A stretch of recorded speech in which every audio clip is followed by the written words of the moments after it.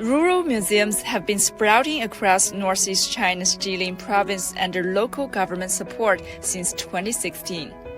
Based on its diversified local cultures, Jilin has built a total of 91 rural museums in a move to boost rural revitalization, as well as enriching rural residents' life.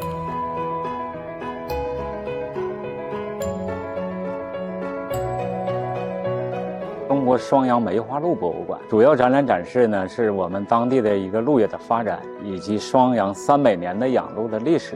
我们建这个博物馆的初衷呢，主要是把双阳的这个文化根脉留住。建这个博物馆的另外一个目的呢，就是用文化的力量来助推鹿产业的发展。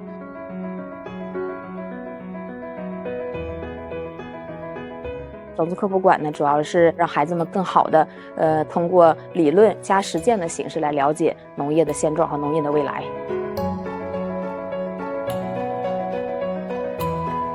马虎的意思就满语假面的意思。现在呢，整个马虎戏剧博物馆的展品呢将近2000件。我们先后在这个村里呢，一共建了5个这个民间的这种博物馆，通过艺术呢来振兴乡村，让大家感受艺术的魅力。咱们2016年到现在是一共建了27家博物馆，20家乡村博物馆。博物馆类型有历史文化博物馆、马文化博物馆，还有民俗文化博物馆、渔猎文化博物馆，各有特色。乡村博物馆是融入于农民的生产生活，包括他的一些文化娱乐活动。农民在那个茶余饭后啊，他有一个休闲娱乐的场所。